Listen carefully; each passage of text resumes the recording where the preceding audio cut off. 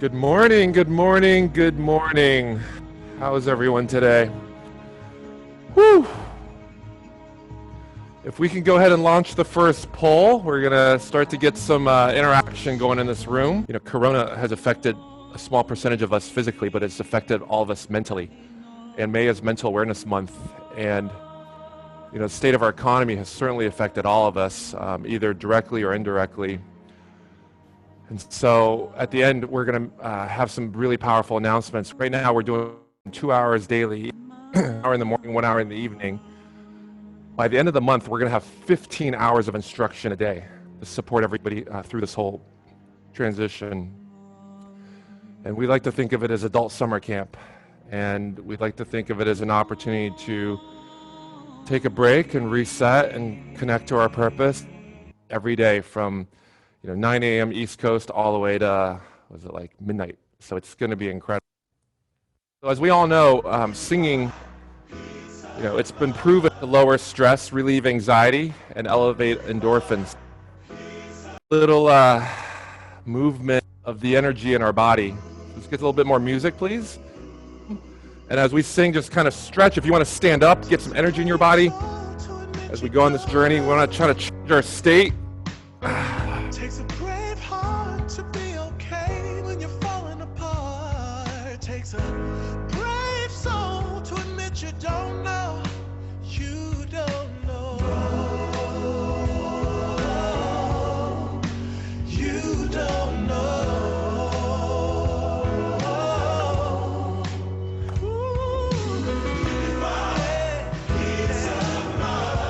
Oh, you can find.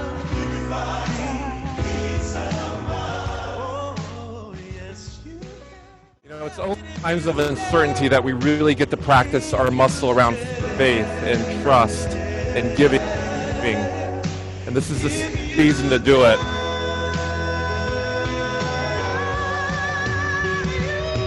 No matter what is happening external to you, with the right tools and with the right work, we can all have that peace of mind.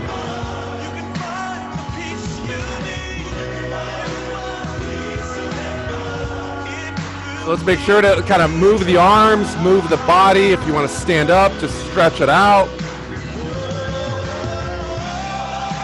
Side spin. Scott over there is creating a karaoke video I love. So pretend you're making a lip sync video and just really animate the camera. There you go. Sing it, everybody.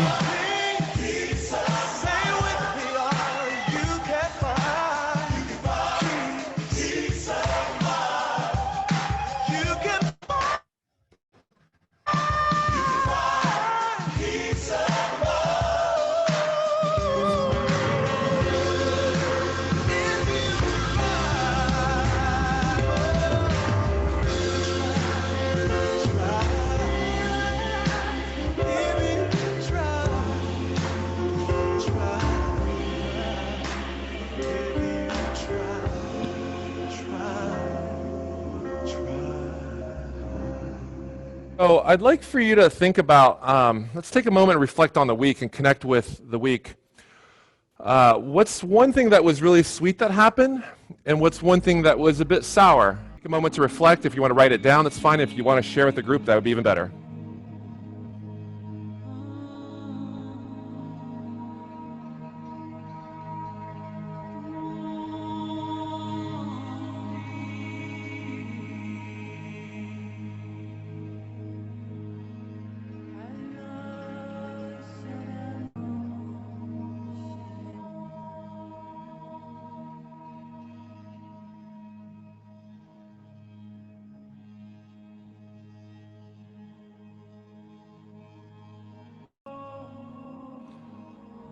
Wow, some beautiful sharing happening in the chat.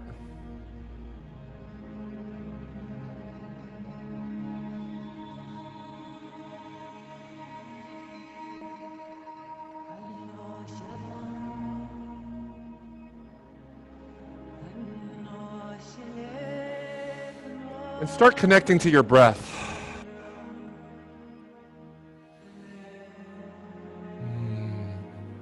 You know, as you read what's in the chat, really absorb the feeling that's arising from you. It's the collective energy that's in the room.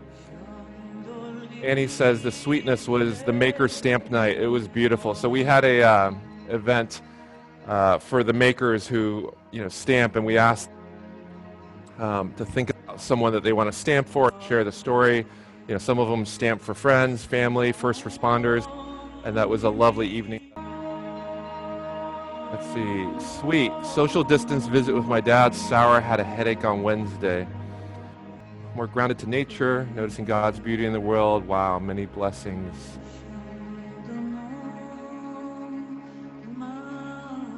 So much beauty. I don't know if anyone's noticed, but the environment's never been cleaner. A lot of this went from the worst air quality to the best air quality in the world. So yeah, there's a lot of suffering, there's a lot of pain, there's a lot of discomfort, there's a lot of beauty as well. Next up, I am super excited to introduce everyone to MILCK, who you may have seen as having written the anthem for the Me Too movement with the song that she's going to share with us in a minute. And so I'm just going to let her share her magic. This is a really nice way to feel like I'm with community. So really happy to be here. As Chris said, he introduced me as MILCK, and that is my artist name. You might be wondering, why MILCK? MILCK is my last name backwards and my first two initials. My name is Connie Kimberly Lim. I wanted to take what my ancestors and my parents gave me with my name, but make it into something that felt new and different for my life, still honoring the past while moving into the future.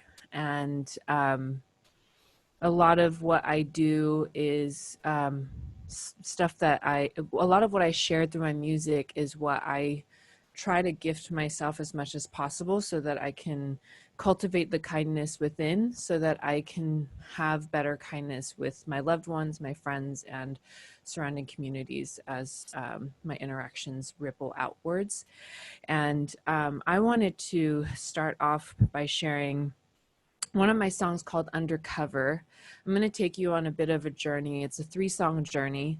And through this little trio of songs, I wanted to introduce a bit of my story, how I have found empowerment and upliftment through forgiving myself and through revisiting narratives that I have about my childhood and about the traumas that I had in my past. I am a survivor of abuse and domestic violence, and I have spent the past 5 years really digging through what those things mean to me. And for those of you who may not have experienced that type of abuse before, I like to relate to all humans in that there were moments where I felt silenced and I felt like I needed to put away part of myself to make someone else or something else more comfortable. And through that compromise, I felt like it was too high of a price to pay.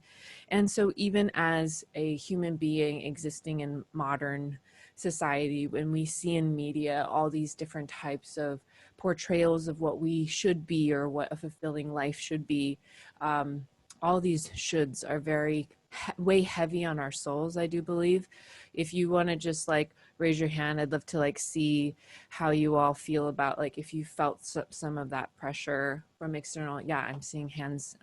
For me personally, it was a lot of expectation of what a woman should be or should look like. And I'd love to hear more about like what are things that you feel have been constricting you. It could be job expectations, it could be expectations within relationships, friendships, family.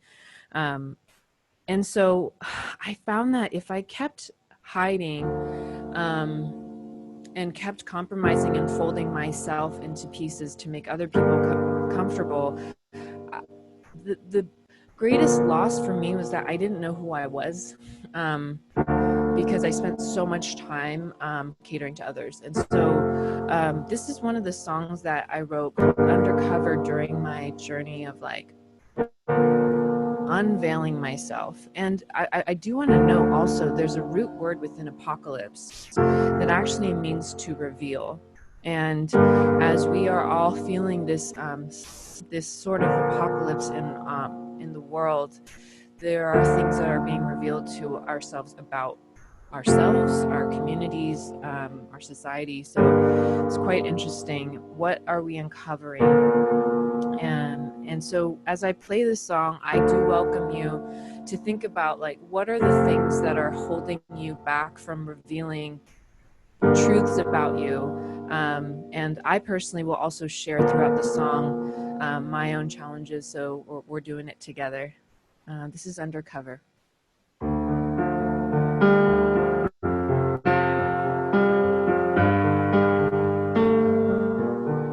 No more undercover,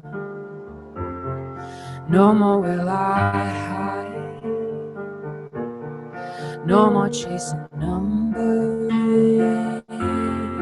no more scripted lies. I'm gonna tell you who I am now. I'm gonna let the scars come on. I'm gonna let you see my dogged heart, the scars that lie across. I feel like I'm living somebody else's life, a constant pretending and need to be liked by everyone.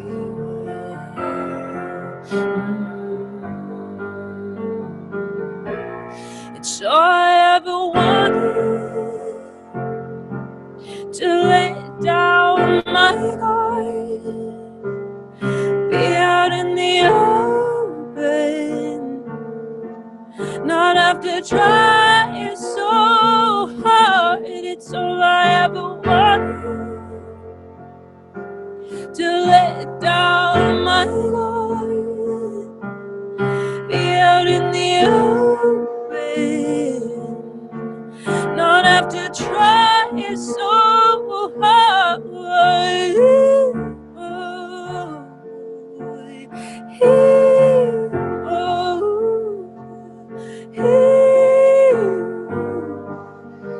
Alright, I'm reading some of the comments. The shoots is a disease. I truly agree. I love that saying that many of us have heard. Yeah, let's not shoot ourselves. Some people are saying they're still figuring out how to be around their family, friends, and coworkers. And I can very much relate.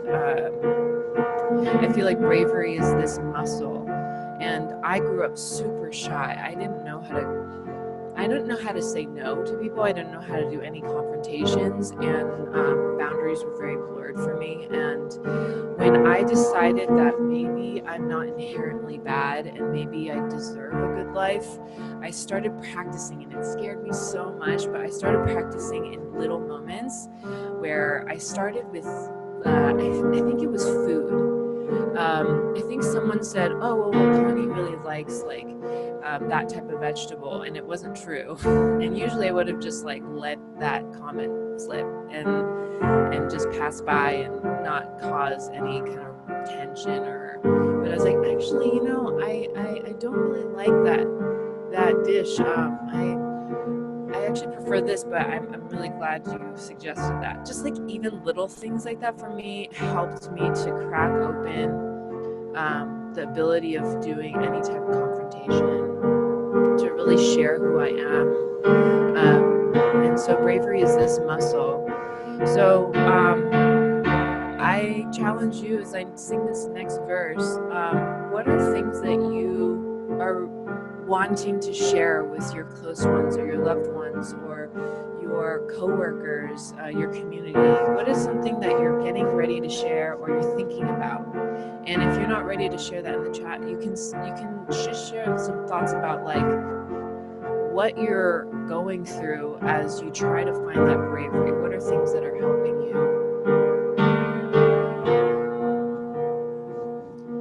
The world makes me a number.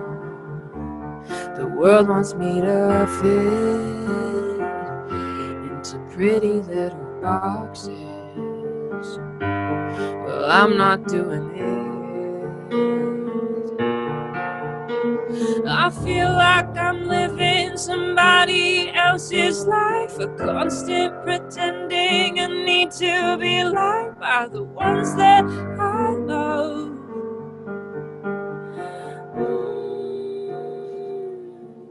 It's all I ever wanted, to let down my guard, be out in the open, not have to try so hard. It's all I ever wanted, to let down my guard, be out in the open, not have to try so hard.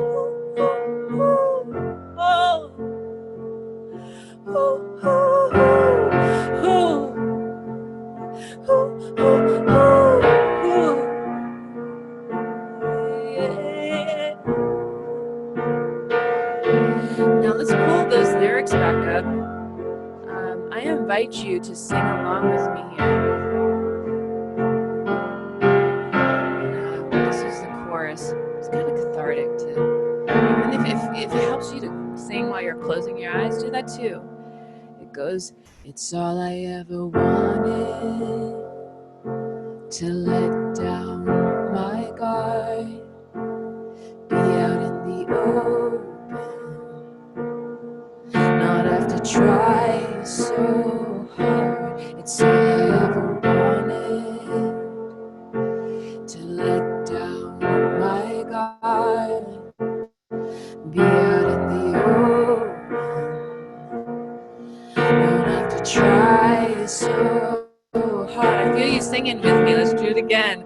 It's all I ever wanted, to let down my guard, be out in the open,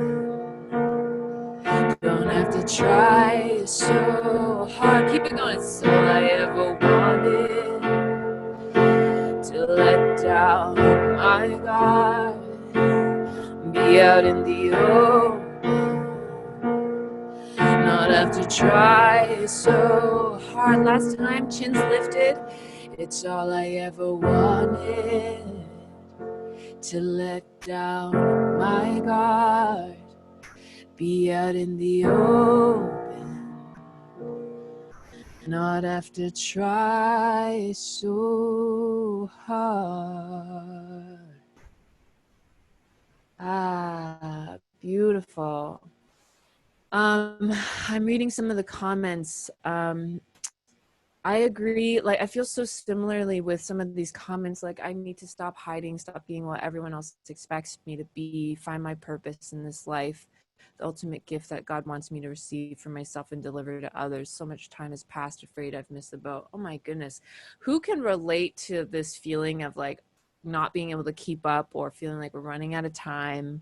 It's such a, yeah, so many hands are coming up. I totally relate to that. And you know, I am 33 years old and I have used this quarantine as a way to help me learn guitar. And, you know, I do play guitar, but I have always fumbled with it. And you know, it's never too late to even pick up an instrument or whatever. Like, I think that, you know, there's no better time at this moment to, if we have that luxury to just kind of give ourselves a moment to think about our passions. And sometimes I think about purpose and this pressure to find this specific thing that we need to do. And I really do like opening up the possibilities for myself to just allowing myself a day of just being present and trusting that whatever those things, those purposes need to be will slowly flow in. Even with how I write songs, if I put that pressure on myself to finish a song, write the song, the whole process is just so tense. But lately I've just been letting go. I just show up to the piano and I make it like I'm making an appointment with my muses. And if they show up, awesome. And we have a great creative session and I can write beautifully, feels really great. And sometimes the muses don't show up and I'm like, great, well, I showed up. So it's not really fully on me. Sometimes there's the messages will come through us and having patience with ourselves. But my goodness, thank you so much. I love reading all the comments. It's like you all are like reaching out to each other and encouraging each other. And that really encourages me as well. And I also see that there's another Asian female who's the survivor of domestic violence, and you're an artist of inner healing. That's really amazing. Nice to meet you, Sister Athena. I'm so happy to hear that you're bringing your gifts out and helping others to process their own journeys. A little bit more about my journey is when I was younger, after I had experienced the abuse, I actually thought it was my fault.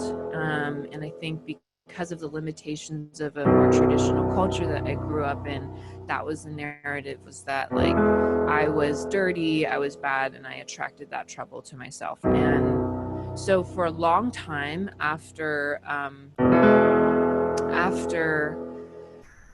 like even high school and college, I actually kept myself at a huge distance from other people because I was afraid that the more they got to know me, the more they would see that there's something damaged, something wrong with me. So I was like kind and I went to social gatherings, but there was this wall that I wouldn't allow people to penetrate through. And I started realizing that that was becoming a big Achilles heel for me.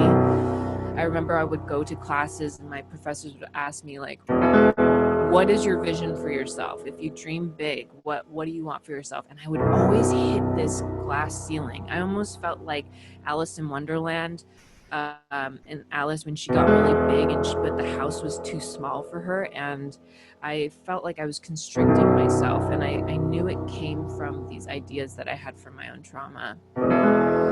So I decided to start going to therapy. And what I learned was that, it wasn't my fault. And that was the first opening to me rewriting my narrative.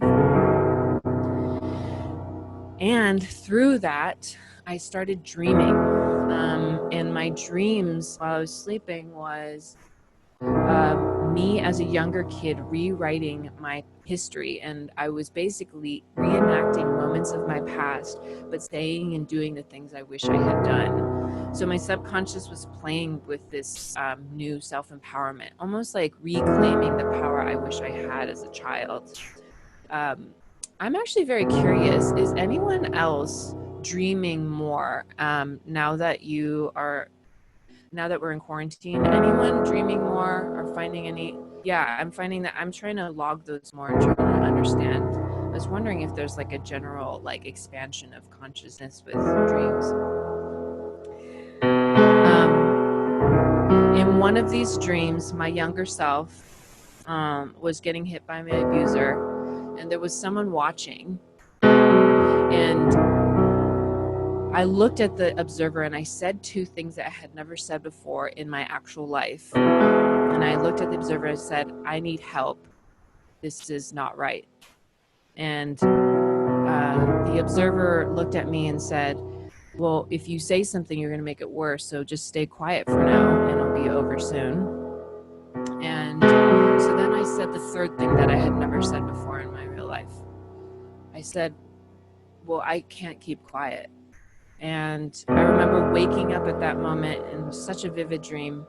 And I went to the studio and worked with my friend Adrian Gonzalez, and we wrote a song it's centered around the idea of I can't keep quiet. And I gotta tell you, I just kind of let myself go. I didn't worry about the lyrics being too specific. I didn't worry about the lyrics maybe alienating a gender or being too explicit or maybe graphic. I just let myself express, and it felt so free. And I truly did feel like a one-woman riot, which is one of the lyrics in the song. So as I'm singing this song, feel free to close your eyes, feel free to sway with the rhythm will start to reveal itself as I keep playing.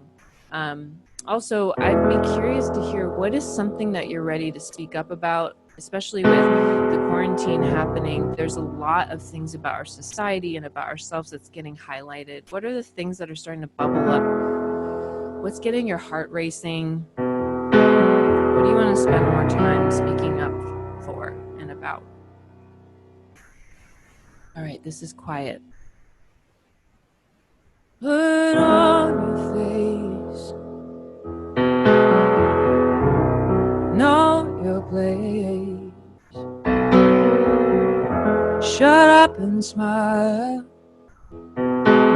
Don't spread your legs.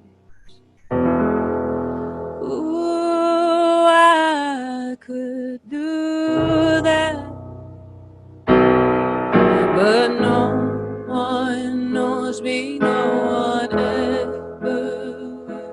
If I don't say something, if I just lie still, they may see a monster, they may run away. If I let them hear what I have to say, I can't keep quiet. No, I can't keep quiet. No, I'm in right.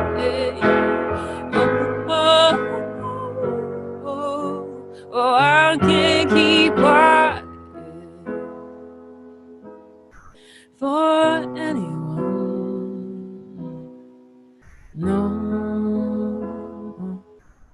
not anymore. 'Cause no one knows me, no one ever will.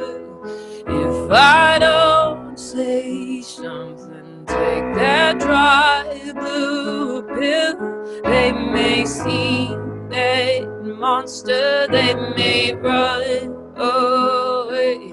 But I have to do this. I can't keep quiet. No, I can't keep quiet. No, I'm loving right.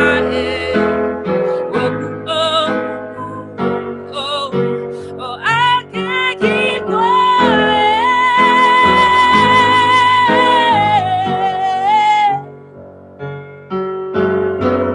There'll be someone who understands.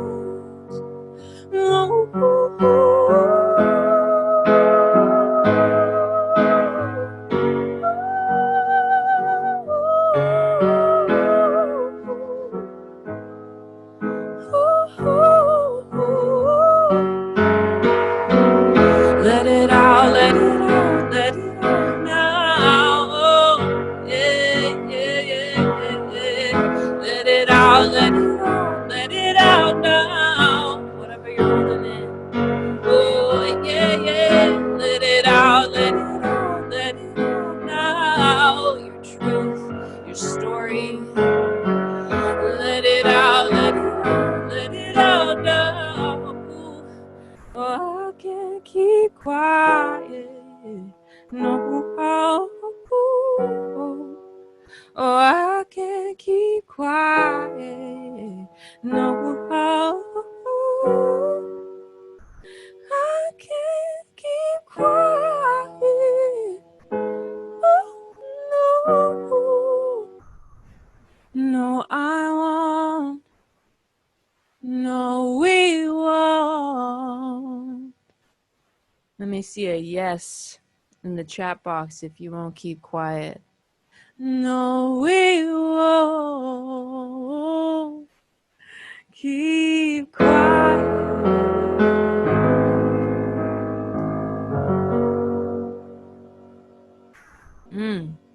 I love the floods of yeses. And I saw a comment saying that every pain we encounter has a purpose, and I very much agree. I love the idea of alchemizing pain into power, pain into passion, pain into purpose, pain into presence. Me encountering my pains in the past have taught me the gift of being present and just to trust myself that if I am just here right now, not in the past, not in the future, if I'm just here, I can trust that I know where I need to head or what I need.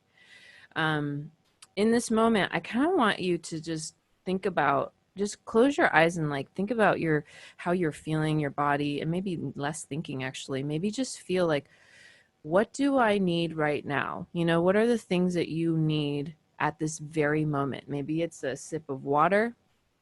Maybe it's to stretch your neck a little bit, or maybe you're good as you are and you're totally enjoying this portion of the MyIntent webinar. I shared that song at the Women's March, and someone filmed me singing this song with 25 women, that song, I Can't Keep Quiet.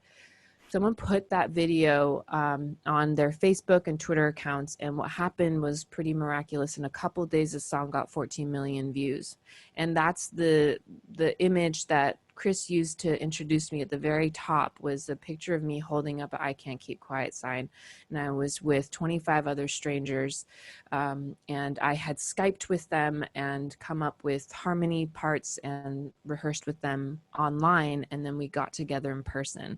I actually think it's a very relevant thing to share, because during quarantine we're all kind of separated from each other, and when I was planning this flash mob, I had never met these women before. So much organizing and community building is possible during this time. When I saw the song go viral, I ended up posting the choral arrangement and the different audio parts for free on Google Drive, and thousands of people started downloading the sheet music and and the actual recordings of me singing each part. About a week later, choirs from all over the world started singing the song, from Ghana to Japan to Australia to Italy to Germany. It was this crazy experience for me, because, and I share this because I am simply just like all of us are so similar here, right? We have our stories of survival, and once I decided to turn my survival into thriving, from survivor to thriver, this song was the anthem for my own journey. And then the whole world started taking it on as their own. And it was such a reaffirming moment for me that my journey of healing literally can ripple and heal others in this world. And you all, I can tell this crew, this MyIntent community is very much about that. And so I thank you all for doing the work, because it is not easy, it's scary, but the work we do helps to bring peace into the world. I thought Quiet was my thesis. I thought it was my I Am song. And for a while, that's what I identified as. I Can't Keep Quiet was my I Am song. But what I realized, an I Am song hasn't been written yet by me. Like I Can't Keep Quiet was my I Can't song. And I think the I Can't song is just as valid as the I Am song, because without the I can't, without defining what my boundaries are, I can't find who I am. And so Quiet was my first time of kind of putting up a little bit of a fence, like a gentle, loving fence, so that I could start building my garden. And when I finally had this space for myself, and I had protected myself and honored my own space, I was like, what kind of flowers do I want in my garden? What kind of beliefs do I want to hold close to me? And it leads me to this next song, which is a new song I just released. It's called If I Ruled the World. And I invite you at this time to think about the things that you want. When you closed your eyes and analyzed how you felt, like, what are the things you need right now? What are the things you want right now? And then you can even project into the future. What kind of world, what kind of community do you want to live in? And I think imagination is a form of planning. As Gloria Steinem, this amazing feminist activist, says, dreaming is a form of planning. And I deeply, deeply agree. I know it's so difficult in our society to do so, to believe that we can push through, because there seems to be so much machinery that kind of works against us at times. But this is the beginning seedling of my journey of what do I want? And maybe I'll keep writing a bunch of I want songs, and eventually I'll come to an I am song. But for now, I'm just very grateful that I have the space that I've created for myself, and that my loved ones have supported me in this creation is my I want. So I know Chris was very kind in typing out the lyrics and stuff, so he's going to be switching back and forth. And as you think about this, what are the things that you want? If you could run your own country, what would it be like? And if that's a big question, feel free to zoom in and just say, if you took control and ruled over your life, your singular life, what are the things you want? Actually, I'm just going to see some of these comments right now, because I love your comments. Victim to survivor to thriver. Post-traumatic growth is possible. It does take a lot of work with consistency, commitment, and a lot of compassion. It's worth it. There's beauty in this world despite suffering that the world goes through. We always can choose how to respond to whatever happens to us. I choose courage over fear and love over hate. Very beautiful. I completely agree. One of the beautiful things we have that we can control is how we respond to all the things that we cannot control. All right. All right, let's do a check-in. Rolling our shoulders, our body. If you want to close your eyes. This song is called If I Ruled the World. And I'm really grateful to share it with you.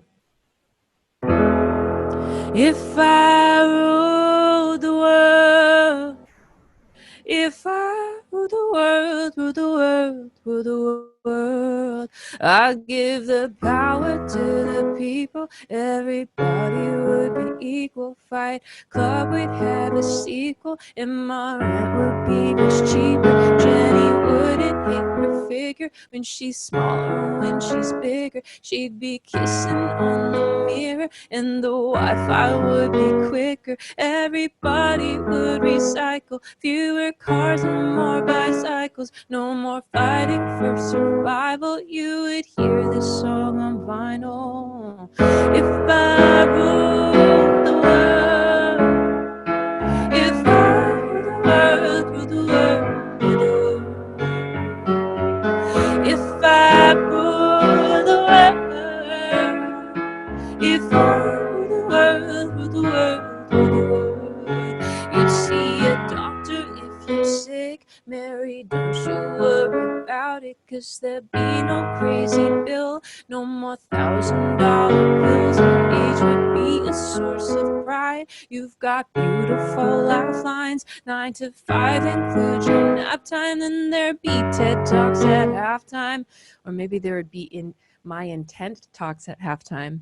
All the sexist, racist bandits would be sent off for rehab, and instead of feeding fear, we'd be feeding half the planet. Damn it! If I ruled the world, if I ruled the world, ruled the world, ruled the world. If I ruled the world, if I ruled the world, ruled the world, ruled the world. If I ruled, it would be less about me, more about you, more about you. If I ruled, it would be less about me, more about you, more about you. I think it's really beautiful to see how this pandemic is actually helping us as humans to implement this idea that it's not just about me, it's about all of us, and how our actions can deeply affect others across the globe. It's quite a wild concept, and I feel like like this virus is here to remind us of that, and to challenge us to see how do we live our lives from this point on, to put others before us, and to not be fearful of possible scarcities, but to trust each other. I know it's a big ask, but I think it's possible. We'd be kind to refugees, plant more trees in inner cities. We'd bus kids to see the ocean. Some kids never see the ocean. I'd make news more beneficial. I'd make every driver signal. Only love is my objective. Only love is my perspective. I keep music in the schools and hear every point of view. If I ruled, it would be less about me, more about you. If I ruled the world, feel free to snap. If I ruled the world, ruled the world, ruled the world, yeah. If I ruled the world, you can sing along. If I ruled the world, ruled the world, ruled the world, yeah, Chris. If I ruled the world, if I ruled the world, ruled the world, ruled the world, it would be less about me, more about you, more about you. If I ruled, it would be less about me, more about you, more about you.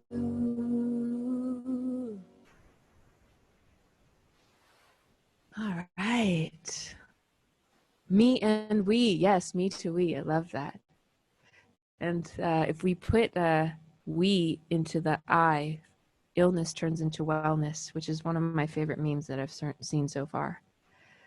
Anyways, thank you so much, everyone. It's such a pleasure. My name is Connie Lim. My artist name is MILCK. Please find me online. Keep in touch. Thank you, Chris, for having me. Thank you so much.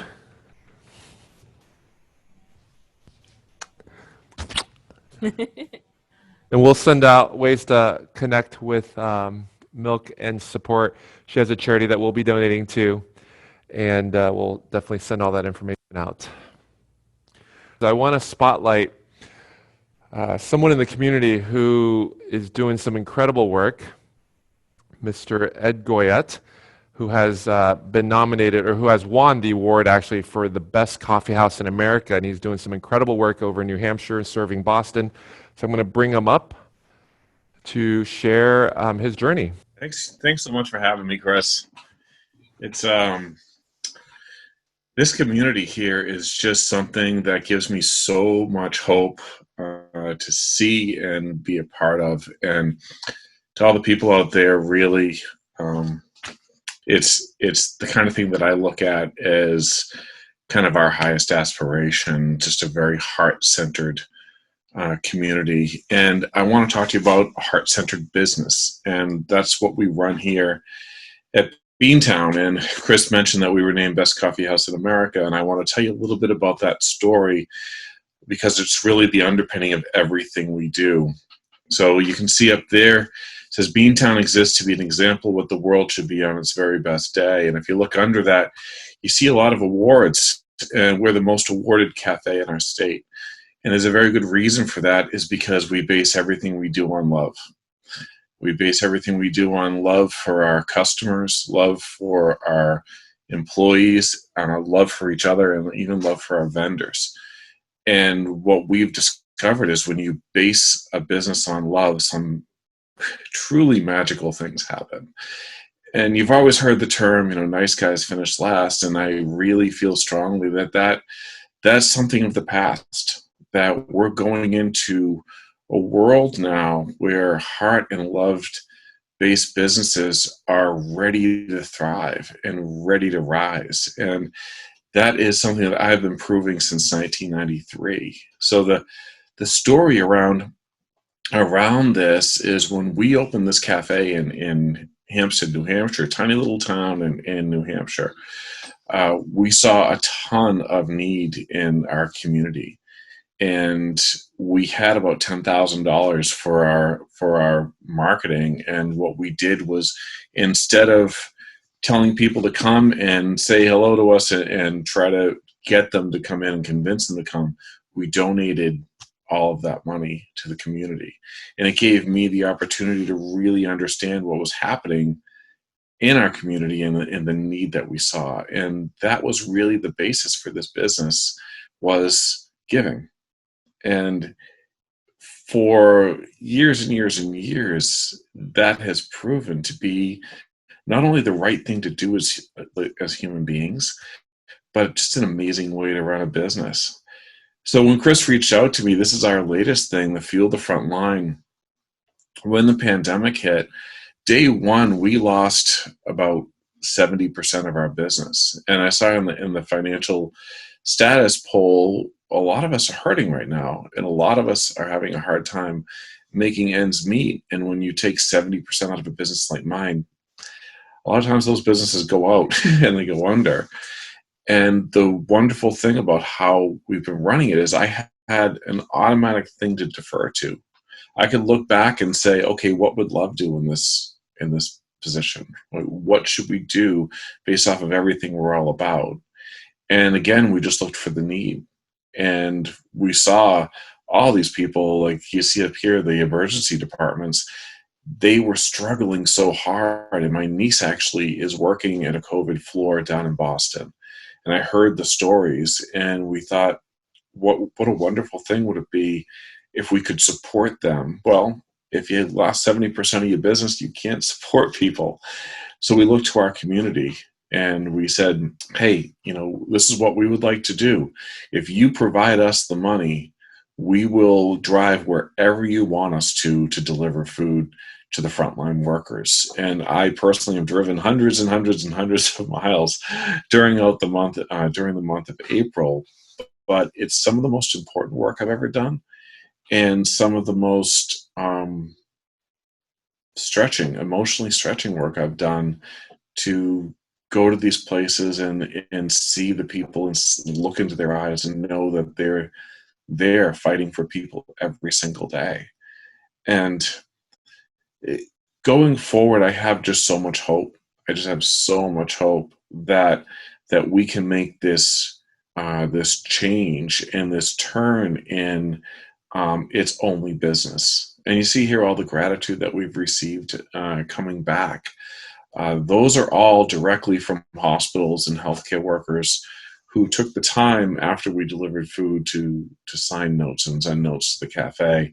And all of these showed up in one day. And I was in tears that day when I walked in and opened up the mailbox and you get that back. So I think my message here is, looking forward, there are going to be a lot of startups coming out of this pandemic. There's going to be a lot of people going back into businesses in leadership positions, and even not in leadership positions. And my hope is that we can make this shift to have our economic structure, and this is a big thought, right? So have our economic structure mimic what we're experiencing right here in this group. And how wonderful that would be. How wonderful would it be if the nice guys finished first? How wonderful would it be if we could show up to work basing what we're doing in love? And I can tell you, as someone who does that, my work is incredibly fulfilling. And when you run a small coffee house, you're not making millions of dollars. You're really not. As anyone who runs a small business in here, I don't know how many small business owners do we have in here, if you throw it in the comments, it's a hard ride. It's a hard ride, and a lot of times financially it isn't the most rewarding thing. But like that song said, if I ruled the world, and this whole thing has just been hitting me like a ton of bricks, like it has been with you. We rule our own world. We rule our own worlds, and we can affect so much change just individually. And I always say to my employees that it's impossible for us to be the best in the world, because who knows what's going on around the world. Okay, there's always going to be somebody better in the world, but we can be the best in our world, and that is the goal, and that's the aspiration, is to run a business that's the best in your world, to be the person that's the best in your world. And if we all did that, then think of the possibilities. So fuel the front line. That's what we've been doing to get through this pandemic, and to spread a little bit of joy, and to give people an opportunity to give when they're sitting in their homes and they can't do anything. Well, they can go onto the site and donate $10, and it gives them the opportunity to say, "Hey, I'm here with you," and to show up. Every one of these launches that come with an original piece of art from a local artist that says "You are loved." And that's the first thing they see when they open up that bag. So that's the story of Beantown Coffeehouse up in Hampstead, and our journey of running a business based on love, and what we can do in the future to elicit change. Thank you, Ed. Thank you so much. My question for you is, what got you to this point? What is your self-care practice? What led you to become a hero in your community, to build this amazing coffee house and this movement that you've started with the people around you? It started a very long time ago, and just seeing the need and having it really stick in my heart, that I was seeing so much money being funneled to so many things that didn't make sense to me. Like, if you look at the advertising that goes on from big corporations, billions of dollars, and if they just use that for good instead of trying to convince people to buy their products, everyone wins. And I made a very conscious decision when I opened this business that we would be hopefully not the exception. I mean, we've turned out to be the exception to the rule of, it's just business. So it really came from just being open and empathetic, and opening my eyes to see what was going on in the world, and not agreeing with it, and then making the decision that we're going to do things differently. Was it a risk to pull my entire marketing budget and give it away? It was. Traditionally, I didn't see that as a risk. I saw that as the best use of money, and what would love do. And it's been rewarding ever since.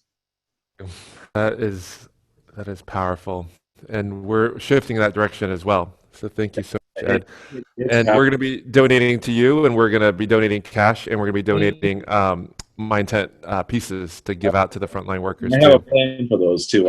I have a kit here, and we've been using it. I've been sending those to so many places, to be honest, like in my downtime. So what word are you wearing now, or what word are you embodying these days?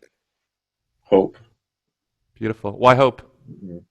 Because that's my overreaching feeling for the world right now. I'm just so full of hope, and so full of inspiration, and it's a great.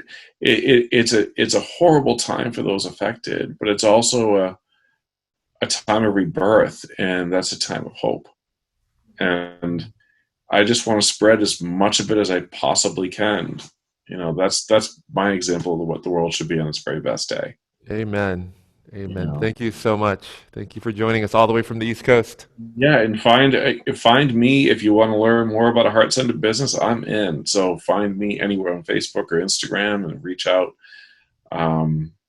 It's just it's something we need to do. Thank you. Thank you for showing us how to do it. Love it. Absolutely love it. Can we all just give Ed a big thank you for sharing your story today here with us, as well as sharing your light and love with your community and the world. Thank you. Yeah, this is season to transition from slowing down, and now we're about to transition into summer, which is all about creation and blooming, and it's like, what do we want to see in the world? And so I'm going to bring up Amie, who's a coach and a breathwork guide, who is going to take us through a release process. Hi everyone, good morning. Welcome. Thank you so much for tuning in. My name is Amie Barsky. I'm a healthy habits and empowerment coach, and apparently losing my voice right now. So I wanted to share with you what is so important about grieving. Why is it important to grieve? So if you could answer in the chat what it is for you. Why do you feel it's important to grieve? During these times of loss, maybe you lost your job, maybe you've lost a loved one, maybe you're in the middle of a divorce or a relationship, going through a shift, a change, process, calm. So you feel the joy. Wow, what a beautiful answer. Thank you. To move through emotions, very powerful, very powerful. So why is it important to mourn these losses? When we don't, when you avoid it, when you push it away, it actually causes a very high stress. Pain can start to haunt you. It's important that you express what you're going through so that you have the full circle of the emotion, that it moves in a full cyclical connection so that you can dissolve everything. Now, I want to share a story. This is my brother, Brian. He is no longer with us. He was my partner in crime as a kid. He was my ride or die. As you can see on that one picture with whipped cream all over our faces at a birthday, we were inseparable. And in 2004, January 1st, I got a phone call. I was living on the West Coast, he was living on the East Coast, and they rushed him to the hospital. He was diagnosed with testicular cancer. It had already spread through his entire body by the time they caught it. They started treatment immediately. They went in and started aggressive chemo and gave them everything they could possibly think of under the sun. And 52 days later, 16 years ago. And at that point in time, I didn't have the tools to understand what it meant to really grieve. I didn't have the equipment, the emotional stability either to handle this. I was homeless for over a decade of my life. And the picture you see down the bottom where we have the jumpers on, we went skydiving together, and that was the last time I saw him healthy and thriving, 6 months before on my birthday. And so I dedicate this to my beautiful brother who is watching from above and holding space while we all go through different degrees of loss and we process our grief. So another story is my mom, a woman who taught me how to be integrous and resourceful and proud. My mom passed away just a few months ago. And with the tools, I was actually able and still am processing this loss in my life. And I'm so thankful for all the things I've learned in these times when things are feeling uncertain, overwhelmed, and creating a lot of anxiety around all of relationships in our lives and with that relationship with ourselves. So I also dedicate this to my mom. All right, so can I ask you, where have you experienced loss that you have not grieved yet? Would you mind sharing in the chat? Or if you have a journal, will you write it down? Where have you experienced a loss that you haven't grieved yet? Thank you for all the beautiful messages that are coming in. Thank you so much. Thank you, Megan. My dad had a stroke. Yeah, and I lost the yes. Sorry. Thank you so much for sharing. Dad, marriage. How many of you have been through a heartbreak, a heartache? That's loss. How many of you have been through death? How many of you have been through a job loss? To know that it is a part of human nature to have birth and then death.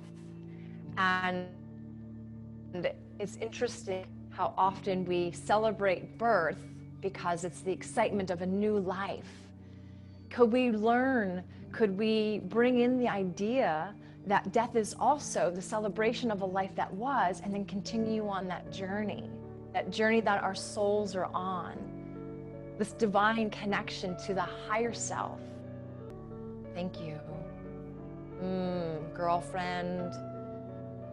Yes, husband after 24 years of marriage. Thank you for sharing. It takes a lot of courage to stand up and speak from your heart.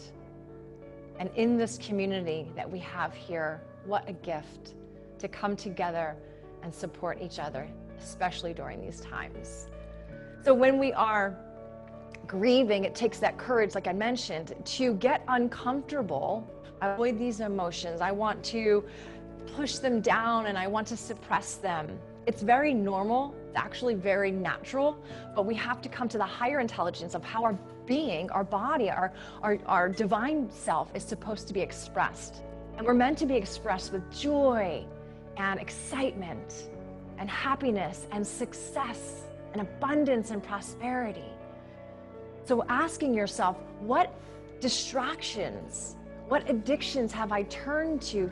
That maybe you turned to alcohol, maybe you turned to sex or drugs, maybe you turned to social media to avoid any emotions coming up. There is no right or wrong answer. Your answer is the perfect answer. So be authentic, be honest, and unapologetic about who you are, because you are a magical light in this world and you're meant to shine so bright, so bright. I turn to compulsive overeating. I turn to Ben and Jerry's quite often. Thank you.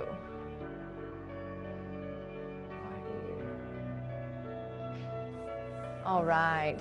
Food, yes, food was a coping mechanism. Productivity. How many of you have thrown yourself into work from going down that dark hole of despair, of anger, of madness, of rage, because you're so mad about what happened? Thank you for being honest. The invitation today is go within. Go within and love yourself first. Give your time you need, the space you need. Ask yourself, what's coming up for me right now? What's happening? What triggered this emotion that's all of a sudden filling my body? Was it a conversation? Was it a song you heard? Just getting curious, like that inner child who's so innocent and like who's still wonderment about the world. Get curious, ask yourself. Good. Better without music in the background makes the voice stiff. We've got some notes coming in, a computer about it. Yes. I want to be heard and validated. Yes, I want to be heard and validated. I want to feel approval.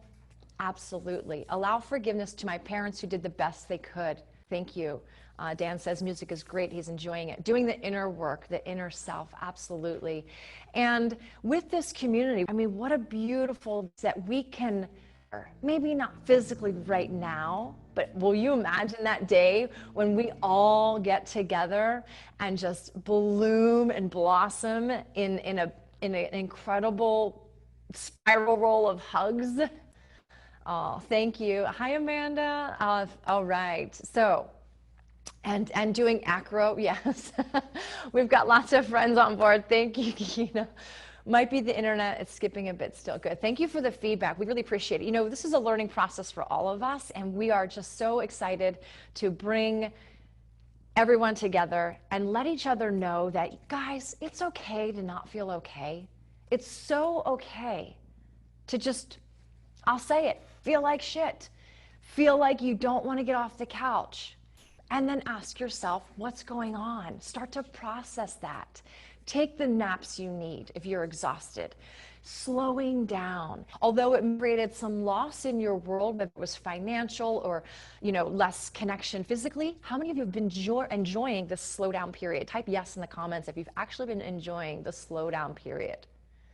Yes. Oh my gosh. Look at all the yeses are just flooding in with these yeses of enjoying this slow. Invitation is to eat healthy, nourishing foods to keep your immune system healthy and strong, to keep hydrated, to keep taking care of yourself, because this ritual that you're bringing into yourself now is part of your self-care.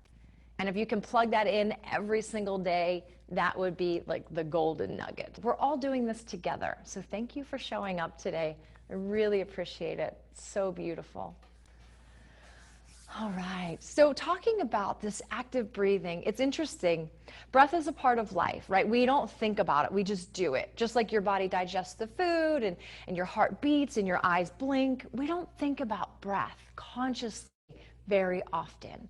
And when we have active breathing, that means you're activating your parasympathetic system, which is your rest and digest, which helps you release any of the emotions and the stress and the tension that's hanging out in your body, in your mind, and in your heart space. It's so important. Our parasympathetic is the rest and digest, and our sympathetic is the fight or flight. And so often we are functioning from fight or flight. So today we're going to tune into active breathing and activate that parasympathetic system so that you can get to digest of anything you might be holding on to.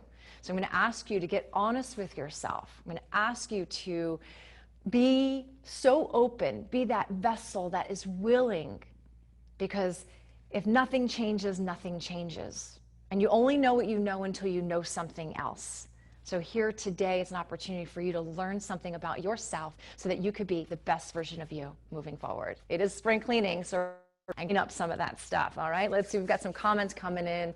Yes. Bring the music back. Parasympathetic beats the primitive brain thinking. Thank you. You're so right. Thank you, Scott. So here we go. I'd like you to find a comfortable seat and just take your hands for a moment and shake it out. Just take your hands and shake your fingers. Beautiful. And then just shake your shoulders. Yeah. Beautiful. That's it. And then let your hands just fall into your thighs. And invite the palms to face down. And then if you're comfortable, close your eyes or soften your gaze. Start to focus on the environment around you right now. As you close your eyes or soften your gaze, what do you hear? Do you hear the sound of maybe traffic outside? Maybe a neighbor mowing the lawn? The sound of the air conditioner or the van? Maybe the sound of your cat or your dog walking by? The sound of your children? What is in your environment? We're tuning in right now. Beautiful. And then I want you to tune in even more deeply to the sound of your breath and your heartbeat. Listen to your heartbeat.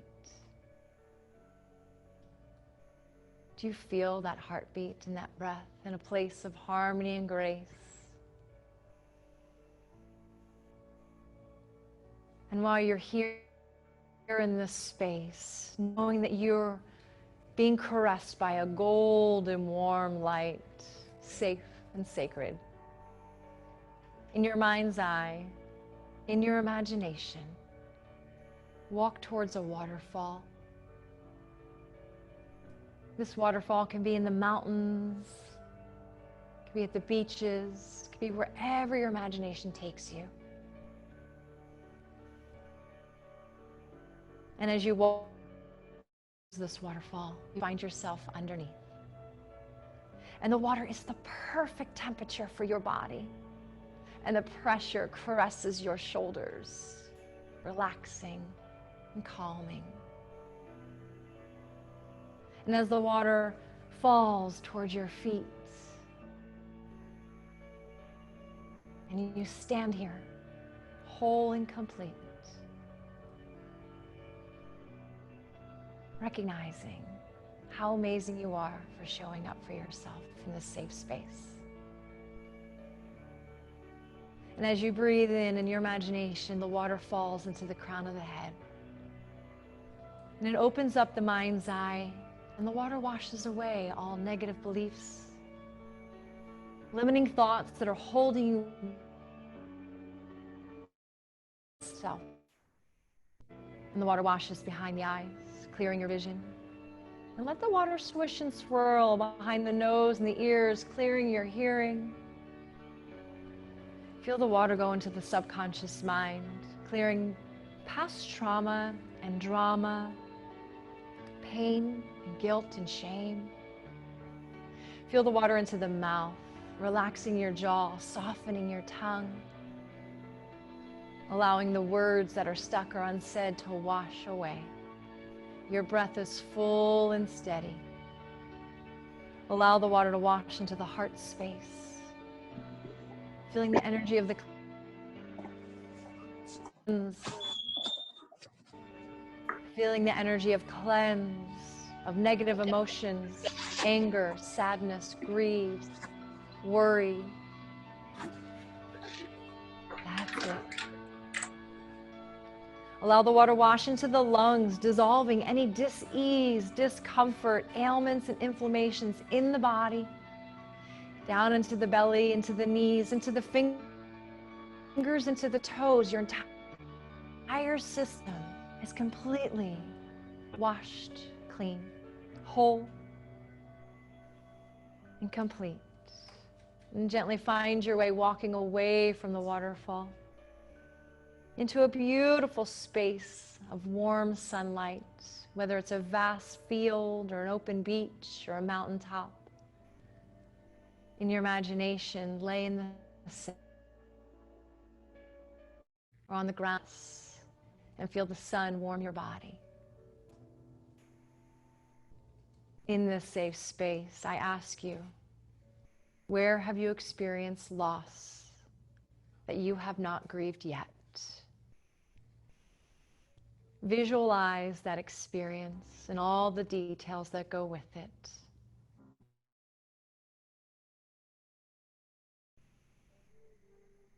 What did it feel like to say goodbye to that loved one at their funeral? What did it feel like to walk away from that relationship you thought was forever?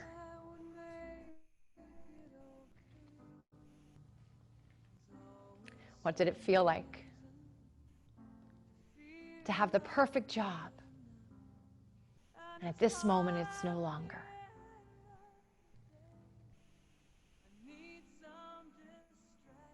What emotion is present for you right now? Anger? Shame? Go deeper. Guilt? Rage?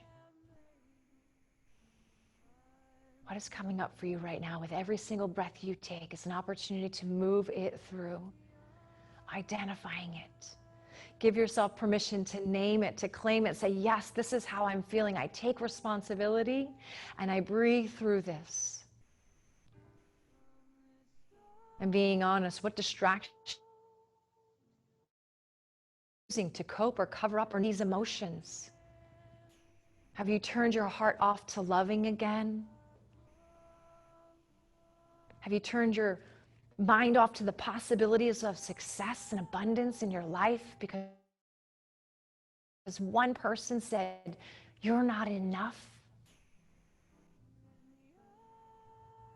It's time right here, right now, in this space, to be so gentle to yourself. Kind and passionate. To know that you are perfectly imperfect, and that is okay. That emotions are natural and normal. Allowing them to crash down waves and having those moments and honoring each and every emotion that comes up.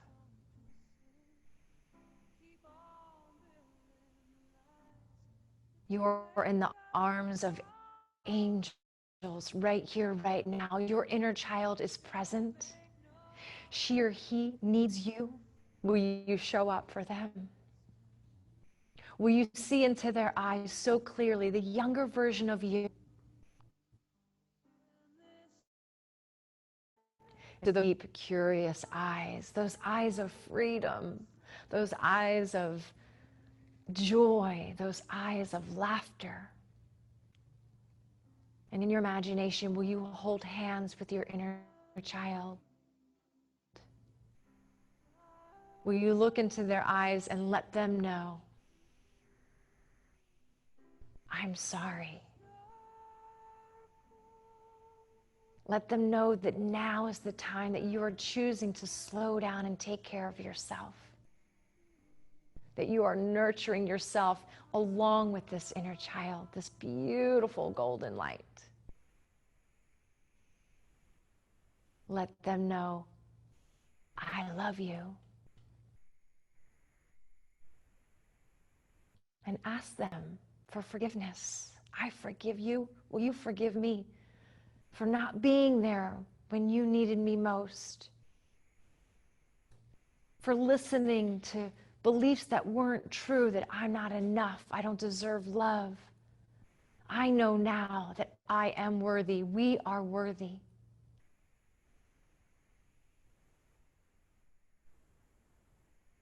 And place your hand on the heart of your inner child as that child places it on your heart right here, right now in your imagination. And look into each other's eyes and say, thank you. Thank you so much for showing up right now, because this is what matters. What happened before is no longer. And now with the acceptance of what is, the healing can start, can continue. And with healing comes peace. And with peace comes growth. And in that growth, in that connection, you can ask yourself, from a beautiful heart space, what have I learned from this experience of feeling loss, feeling anger, feeling rage, feeling heartache? Accepting all that is where you find the freedom in the healing, in the knowing that you are fully supported in this space. And take a deep breath in through the nose. And in your imagination, as you hug the inner child, you guys exhale out together.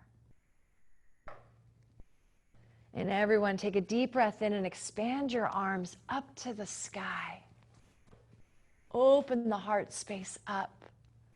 And then wrap your arms around yourself on the exhale and give yourself the tightest hug ever. Let that inner child know, squeezing so tight, I forgive you, I love you, I thank you, I'm here for you, I appreciate you always. And in your imagination, as you release the hug, in real time, open up the arms, expand them to the sky, and receive. Say to yourself out loud, if you're comfortable, I deserve.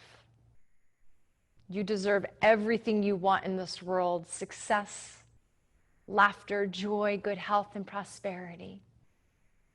Now say out loud, I allow. Allowing it all to flood into you, into your life. And lastly, say, I receive. As you receive everything, and gently let your hands come down to your lap. And take one more deep breath in through the nose, and let the mouth open, fall with the breath. And whenever you're ready, with no rush, no hurry, and gently open your eyes.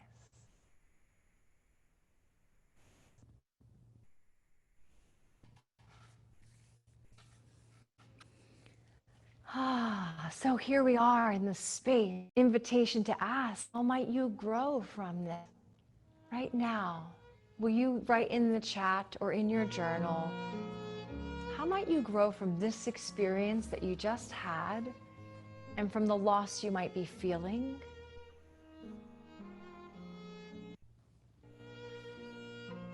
And just jot it down. Yes, Liana, I am worthy, I deserve, I allow, I receive. This is a mantra I've been saying to myself for a long time, and it is a life-changing mantra. I'd love to do that every morning. You can do this every morning. Well, we have breath work every night and meditation in the morning, so I hope you join us. Beautiful surrender. I was able to revisit my younger 3-year-old self who felt pain from my family trauma. Connie, thank you for sharing. Thank you for knowing that this is that safe space where we can truly open up and express ourselves and say what needs to be said.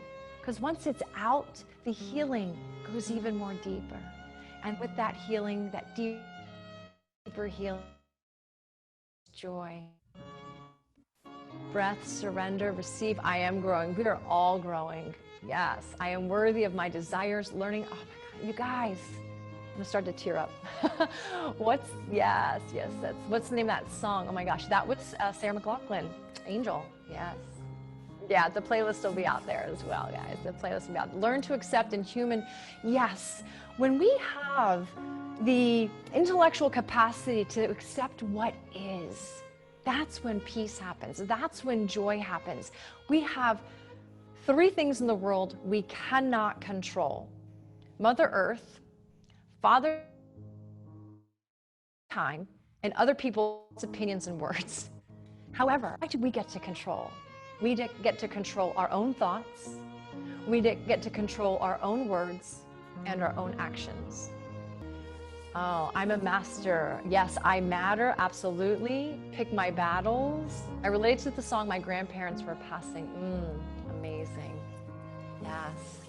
All right, thank you so much for your shares and allowing me to come into this space. What a joy, what an honor. I hope you have a magical weekend. Spring cleaning, it's here, so keep cleaning up. You know, the more we maintain ourselves, the healthier lives we live. Until next time, I'm sending you big hugs from here in Los Angeles. Thank you so much. Thanks, Chris.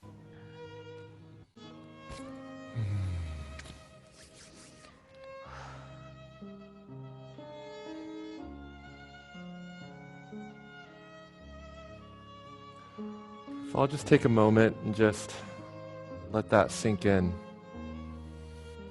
And just continue to your breath. See, and just notice what's coming up for you.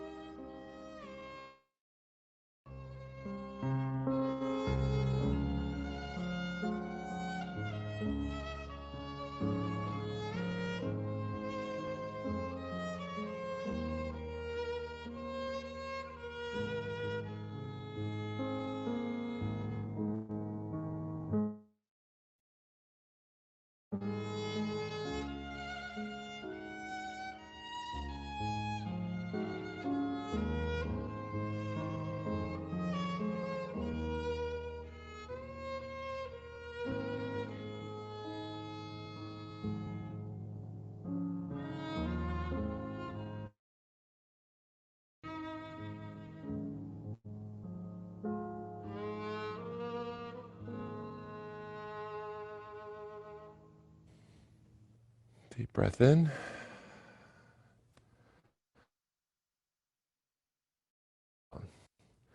Let's take a little stretch break before our next guest. So if everyone just wants to stand up and just take a little stretch break. Yeah, music.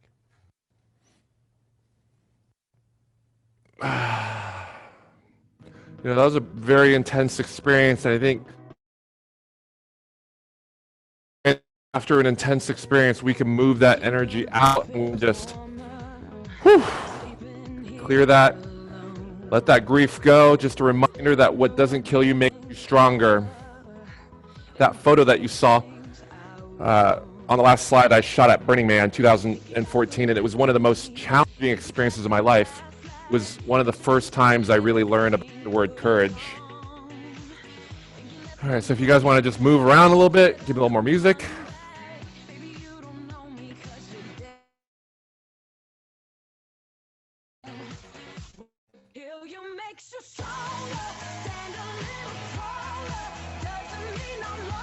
Stretch it out a little bit.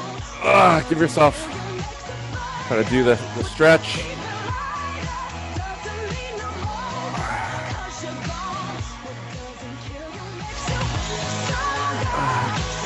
touch your toes.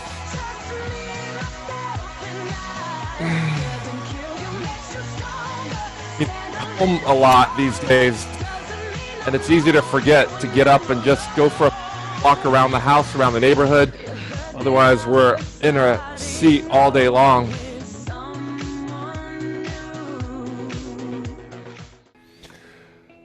So I just want to check in with everyone as we wrap up today's journey. And you know, different guests have alluded to this, is just make sure that if we're on the lines and helping other people, what do we need for ourselves so that we can be the hero? So if you just take a minute and just tune into what you need and drop it in the chat, and just make sure that we keep our oxygen mask on.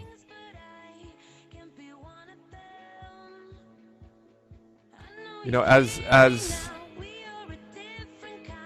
helpers, you know, we just get focused on all the need in the world, and it's easy to burn out, and I'm certainly someone that's experienced that.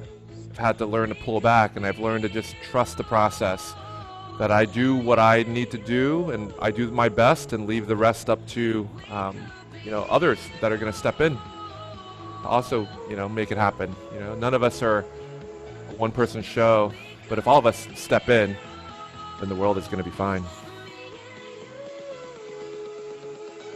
If you want to give yourself a little stretch,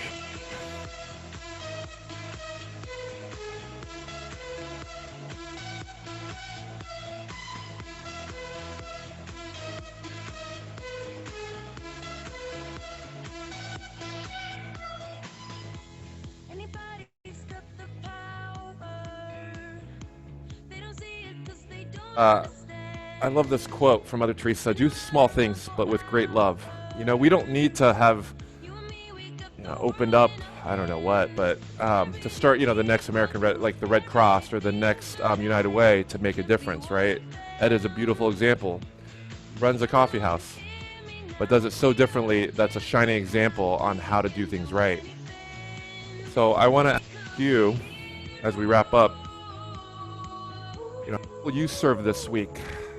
You know, of course, the first priority is always take care of ourselves. And then once we're fueled up, how will we give back to those around us? How will we be alive and be in service this week? So feel free to drop it in the chat, write it down, send a text message to someone and tell them that you're going to be there for them. You're going to schedule a call to have a conversation. You're going to make a commitment to make some food for somebody. You know, you're going to donate something. How will you be in service this week?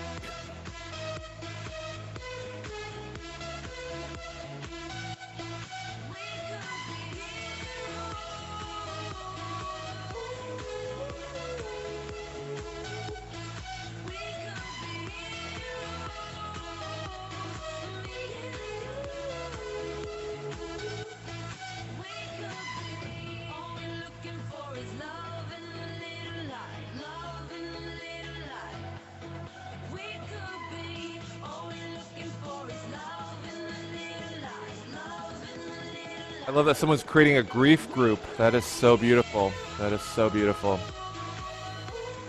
You know,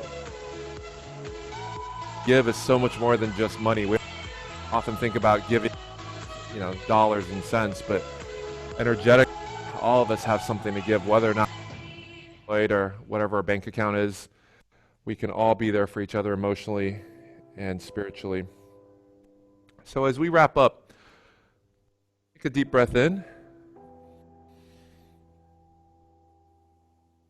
Oh. Deep breath. Let it out. Last deep breath in. With the big smile. What a beautiful journey it's been, huh? Yeah, I see some nods. Yeah? So gently close your eyes. Put your hands on your heart. And just receive. Just receive. Receive whatever message is coming through for you from today. Whatever word is coming through for you, just take a moment and just receive. Thank you for doing the work. This is the Shavasana of our practice. Just receive.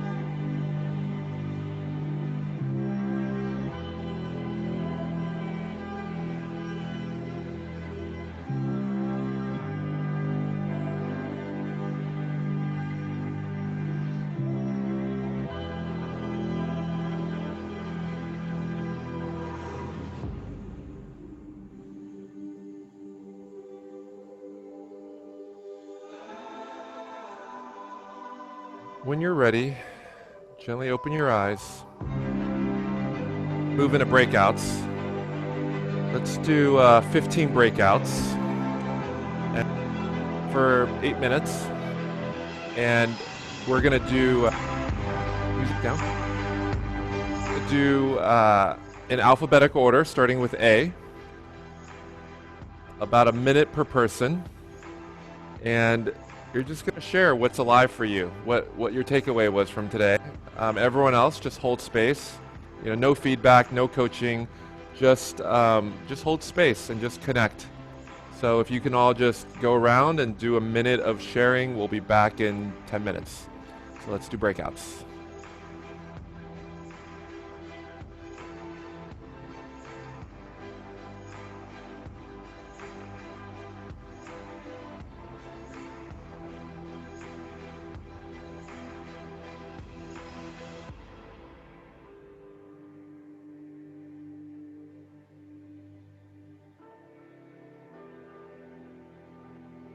For me, I think it's the idea that if nothing changes, nothing changes. If we all carry on doing what we've always done, then how can we expect anything different?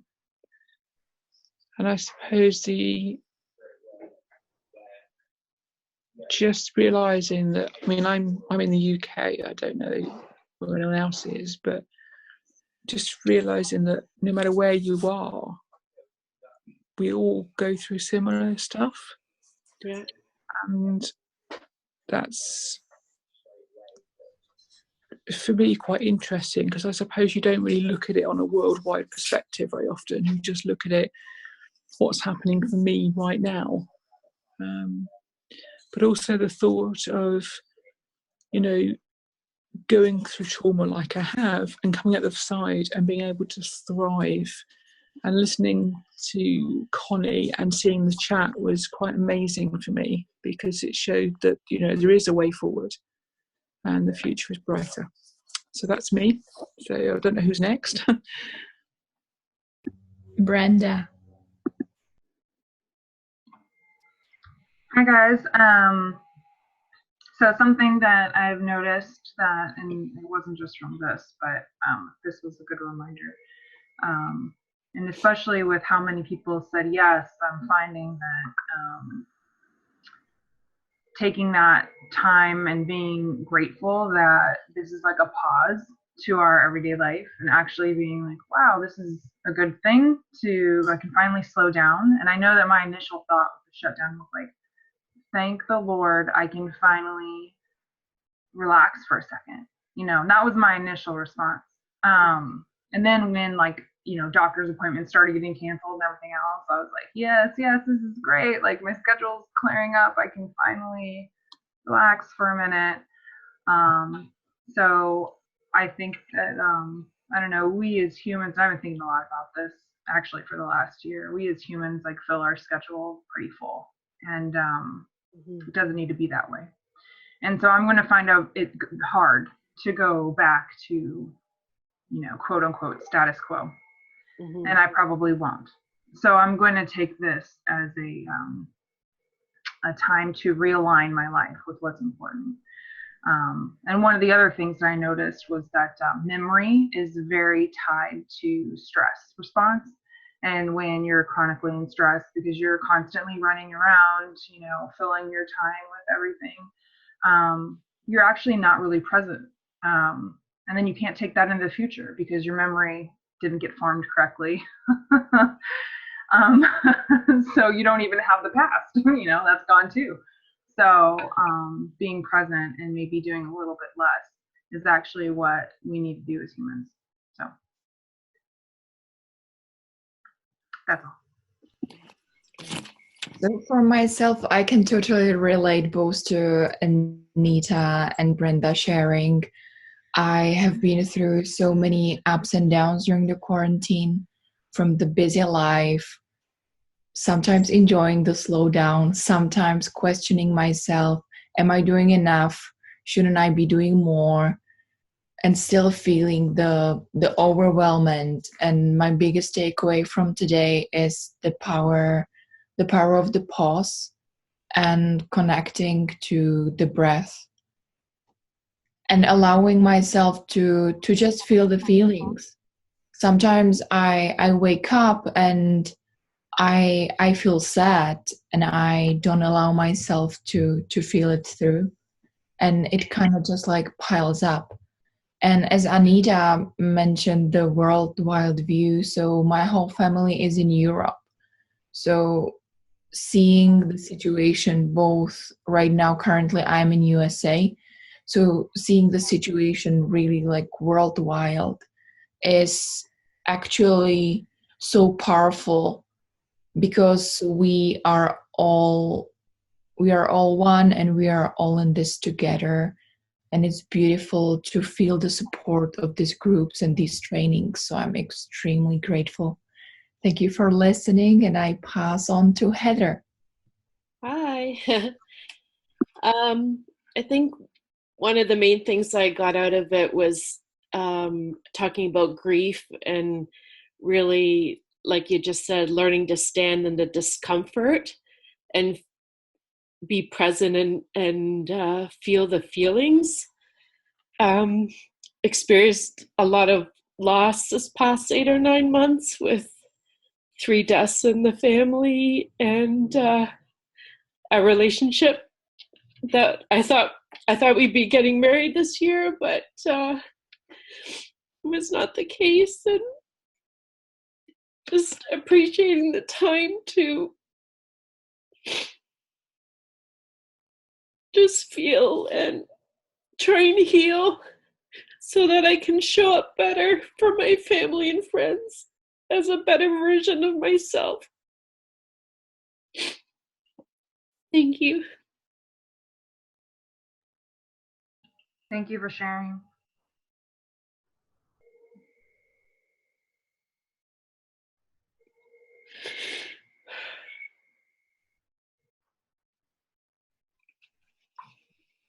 I think it's Lauren. Hey guys, I hope you can hear me. My microphone doesn't always work very well, but I think it's been challenging. Just I'm a school nurse, and to say goodbye to my school kids before the end of the year has been really hard. To not know if I'll see them again.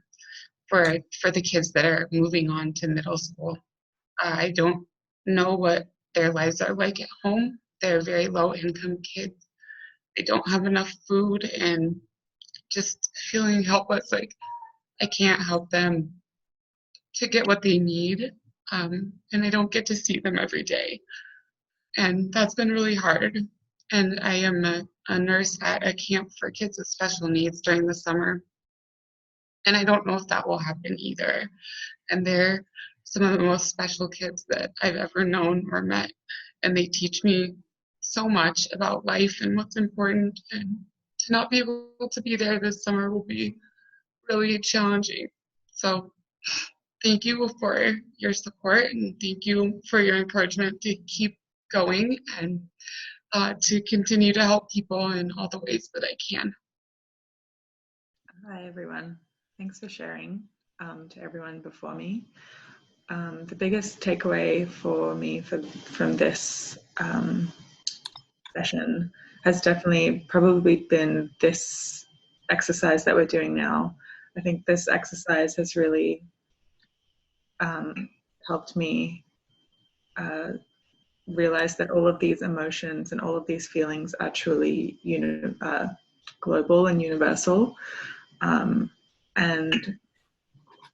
just seeing the emotions come through from some people that have shared some really difficult things that they're going through and they're feeling for themselves, for others, I think really helps me feel okay with my feelings and how difficult I have, or how much I've been struggling with the ups and the downs of everything that's been going on. So I really appreciate everyone's vulnerability and everyone opening up and not being afraid to kind of express what's going on in their worlds, and definitely knowing that moving forward with acceptance and forgiveness for ourselves and everything that's going on, and knowing that this too shall pass is kind of something that I hold on to and I try to hold on to. But I really appreciate hearing the stories, and Heather and Lauren, the emotion that came through in your stories really touched me. So I really appreciate that, truly. Thank you. Tamika?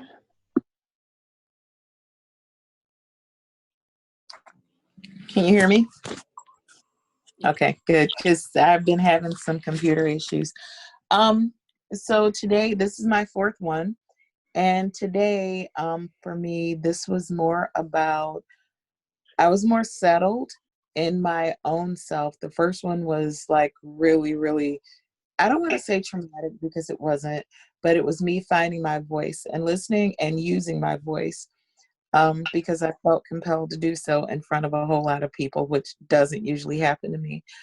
Listening today kind of was confirmation that I'm doing the right things. And today, any tears that I've shed are more related to the connectivity.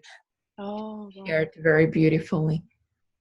Thank you so much all for sharing. I'm sending love and light to all of you. Yeah, thank you. Welcome back. Welcome back. If you want to please share what you experienced in the breakout or what you declared for the week, what your takeaway is, please drop in the chat for all of us. One of the gentlemen in the chat group I was in reminded us that he said his biggest takeaway was that having a self-care day, to not feel guilty about that. You know, that it's okay. You know, a lot of us are working super hard, but that it's really okay to take a self-care day. And it reminded me of this this quote, which I shared with the MyIntent team this week, which is, self-care day is not selfish. Self-care day is actually a great investment of your time. And this is from Stephen Covey's 7 Habits of Highly Effective People. The 7th habit is about sharpening the saw. You know, we can grind ourselves to, you know, pieces, or we can take the time to keep the, you know, axe sharp, so that when we are out there, we can deliver great impact. So the last story I'm going to share is this whole journey for me started 7 years ago at a place called the Hoffman Process, and this is on the fountain in the center courtyard. It says, all things change when we do. And despite what is happening in the world, you know, I always say, when we heal ourselves, we heal the world. When we heal ourselves, we heal the world. And the sessions there place. There's 40 of us in this magical environment. And on the second to last day, I remember just having this massive breakthrough. And I said, I have to bring this experience to more people. Not everyone has 7 days and $5,000, but somehow we're going to bring the magic that happened in this room to everyone. Well, it's happening. So I've talked to the Hoffman process and managed to work out a partnership where 12 of their teachers are going to be hosting space for us in something we're calling Conversation Lab. And tentatively, the name is BYO, because they're happening Monday to Friday at 9 a.m. Pacific time, which is kind of breakfast, and then it's at noon Eastern time, which is kind of lunch. So it's the idea that you come and we're going to have a shared meal. You know, especially in this time of isolation, how great would it be to have a meal together with an amazing teacher that's going to facilitate some really inspiring inquiries. So bring your own curiosity, bring your own questions. Food is optional, but this is going to be amazing. So as you know, we already have 8 a.m. and 6 p.m. Classes. So that's more of what we call the activity lab, and then this is the beginning of the conversation lab.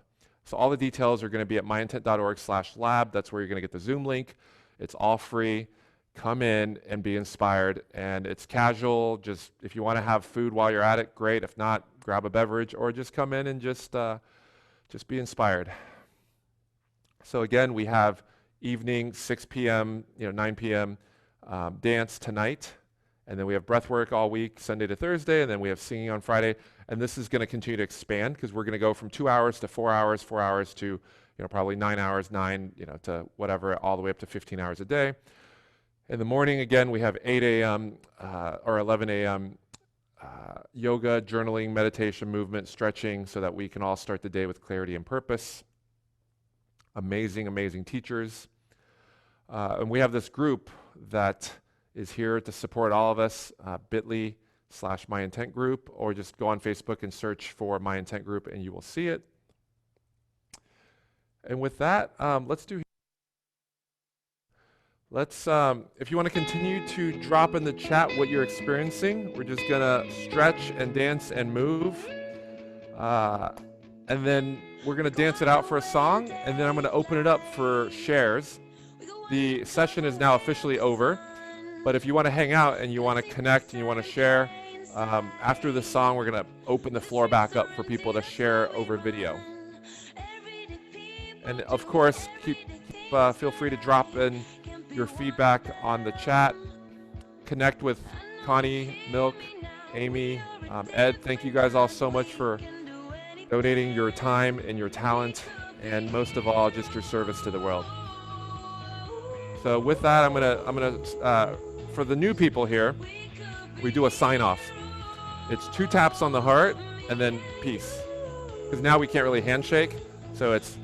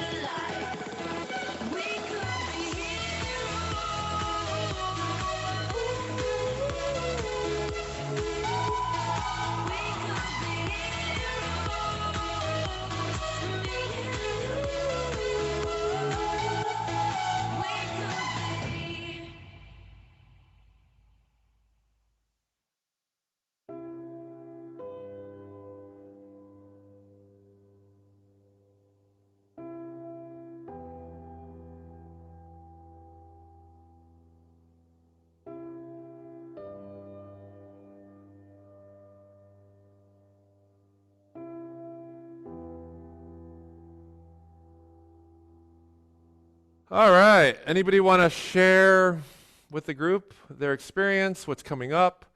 We're going to have open share. Just raise your hand or Megan will get you. I just wanted to say this was my second time here and I loved it. It was amazing. I've been a MILCK fan ever since that viral video. So I was just kind of starstruck. She's amazing. But I just wanted to say thank you.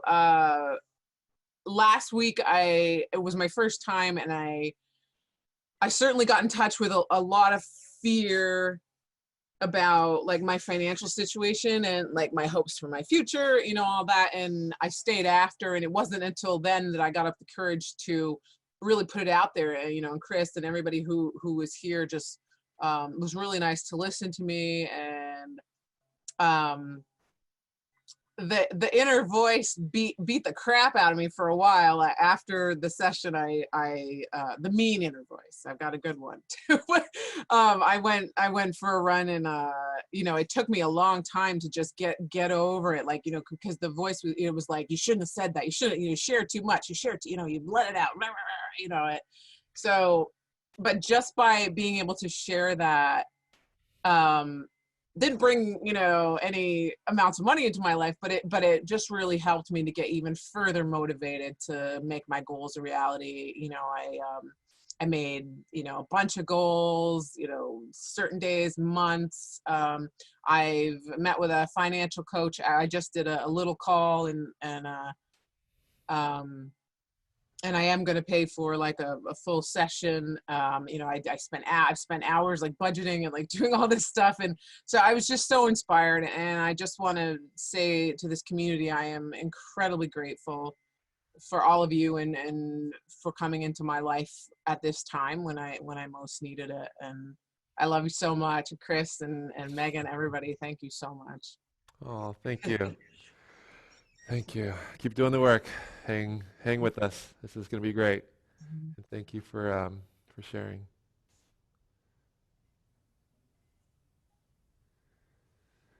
Anyone else?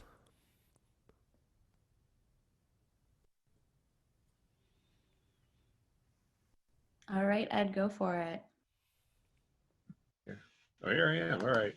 I just wanted to say thank you and really underscore the meaningfulness of what's going on here, and the fact that hundreds of people are showing up to connect more deeply with themselves and others. It's just such a beautiful thing, and there just needs to be so much more of it. It's so much more of it. Last week was my first one, and I was just like you. Like, I had no clue what was going to happen, and I did leave different. And when you say, like, I hope you leave different, like, I left different. I left different today. I left much different today. That the inner child exercise, that hit me like a ton of bricks. I'm like, oh my God, I got to talk after this. Oh my God, like, what am I going to do? That really, really was meaningful. And I've been in a couple of other programs where we said, like, we met from the inside out. And meaning that we led with our vulnerability first, and we came in being open and being broken sometimes, and saying, okay, we're here to do the hard work, like you just said, Chris. And I think that is just so important in the world right now. And before I signed off, I just need to come on and say that the work that you're doing is so important, and I just want to see it explode into the world. And let's get your community on here every week. Yeah, invite the whole week. Yeah, well, invite the New Hampshire, you know, your local community. Oh, I was inviting everybody, so I'm going to keep doing that. Yeah. I think a few people came in because of you, but like, bring them on. I mean, yeah, East Coast, West Coast. Absolutely. Yeah. So thank you. I'm going to sign off, but I just wanted to thank you so much. The opportunity. Amen. Take care of you. Thank you, brother. Bye.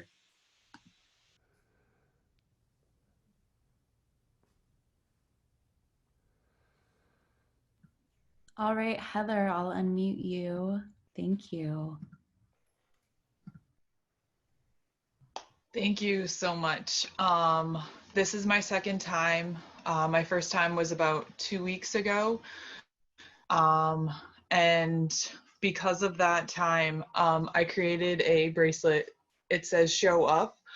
And that was my word the first time. And because of that, I have an online group and I created a 20-day show up challenge. And I realized I needed it more than I realized. And because I needed it, so many people have been so grateful for me for creating this and showing up. And it's been a struggle these past few weeks. This week has been really rough. I'm still working from home, but it's been so intense.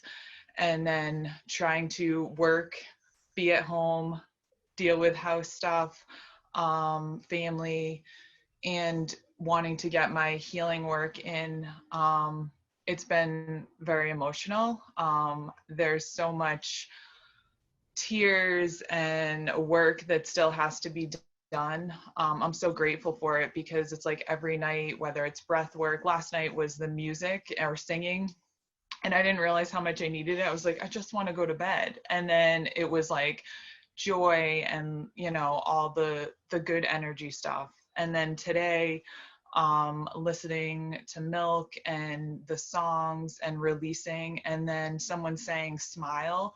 And I realized how much I just needed to smile and bring that joy back into my life. And it's a beautiful day here. And I'm just excited. And like you said, like I came in a completely different energy and I'm leaving completely different. Like I've released and I have new desires, and just want to smile and enjoy the rest of my day and my weekend. But I'm just so grateful for all of the classes, all of the work. I know it's a lot of inner work and we each have to do it, but I'm just so grateful for this community. And I didn't even realize the first class that I took that this could be so transformational. So thank you. Thank you so much. How did you hear about this? Online, I think it was like Facebook. Well, I knew about MyIntent. Like I bought the kit and all that, but I didn't realize about the community until a couple of weeks ago. I think it was either on Facebook or somewhere online. And I was like, oh, so I just signed up for it to see what it was about. And then it's been amazing. And then just now being able to do 2 times a day of work and healing and movement and meditation has been exactly what I needed. That's amazing. Well, it's about to become 2 to 15 over the course of this month, so got a lot more to choose from. And Yes. where's your group? The Show Up group? Is it on Facebook? It's Facebook. So I created a group called Healing with Heather. And so it started as a small group. I mean, it's not a big group, but I do groups outside of that. But I just wanted a space to be able to share. I do messages daily. Right now we're in that 20-day show up, but I do whatever messages, cards and stuff that come through. But it pushes me to sort of break out of that comfort zone. And last year I took a class from a beautiful mentor and now friend who pushed me to, you know, get on camera and start doing live videos. And I realized the more videos I'm doing, the more people are tuning in, because me sharing my story has really helped so many people break out of whatever situation, or you're not alone, or I realize I'm not alone when I start sharing things. I'm like, oh my God, these people are going through the same thing. And I didn't realize how much I needed to share my story, because not only for me to release it and let it go, but for so many people to come and connect and bond in a way that I didn't realize I ever wanted to. And because of it, obviously now we're in quarantine, but I want to do public speaking. I want to be a motivational speaker. I do coaching stuff. So I want to be out there more. I deal with more women, but you know, if men are in there, I'm completely fine with it. And then I've also been trying to reach teen girls, and so that they don't have to go through all of the emotional stuff that I've been through and other people have been through. Like, I don't want them to, they're not alone, and there's so much of that isolation right now. And I feel like they need groups, they need some kind of outlet, and so I'm trying to work on creating that. One of my mentors' daughter, me and her, you know, we've been bonding, and I've been like, you find some friends and I'll find some people, and we'll just come together and create a beautiful community. Amazing. Will you? Are you in the intentional living with by MyIntent group? Yes. Will you drop links in there, and then we'll find you, and we'll see if we can find some way to collab. We're specifically trying to serve both K through 12 as well as college students. So youth at myintent.org, and then also campus at myintent.org. Okay. If you want to drop an email to youth at, that's the K through 12, and then the campus at is for college and grad students. We'd love to find a way to collaborate. Yeah, thank you. Thank you. I'm very impressed with you standing and having the visuals behind you. I've not seen that before. I'm just used to everybody sitting down. So that was the visual effects, and the standing was so good. Thank you. And the moving around, yes. Yeah, we have a team that's using this, and very small team, but a very powerful team. Thank you. Where are you tuning in from? Kenya. Oh my gosh, how did you hear about us? I looked. like tell us more. Let's kill. I thought I'd like to connect to something spiritual, and there must be people doing things that are spiritual to just build themselves up. So I just went spiritual, and I saw the inner warrior, and I had been studying about the lone wolf, and I thought, oh, the warrior thing, I like that. So I just signed up, and then today I got a reminder, 30 minutes to the thing, and here we are. So Nairobi is under lockdown, so you can't get in and out of Nairobi, and I live about 3 hours out of Nairobi. How you seem very happy, like you seem very joyous. How's the community? It's a new thing to be almost like you're the least affected by something. Because normally we are usually the most affected by something. So here we are in a situation where we are kind of on the forgotten side because we don't need anything. And normally people look at East Africa or Kenya as we need to go and help them. But right now, it's like the opposite. It's almost like you guys don't even need anything. There is more need in the West than there is in a developing country right now. Wow. What do you teach? Oh, interestingly, I am a life coach.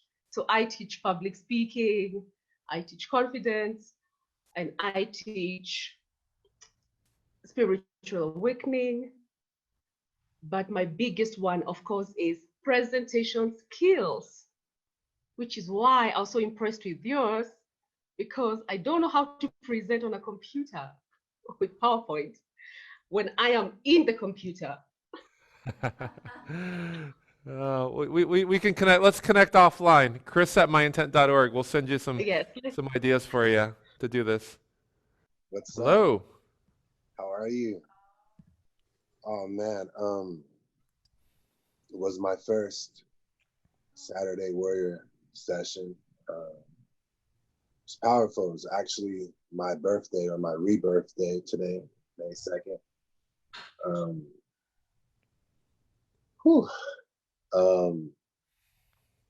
I know that I met you, Chris, in real life, along with Anna, which has been tremendous in my life. During the process, I actually got a really cool call, just from my dad, just really uplifting everything that's been going on. 2 years ago, I got out of a tough situation.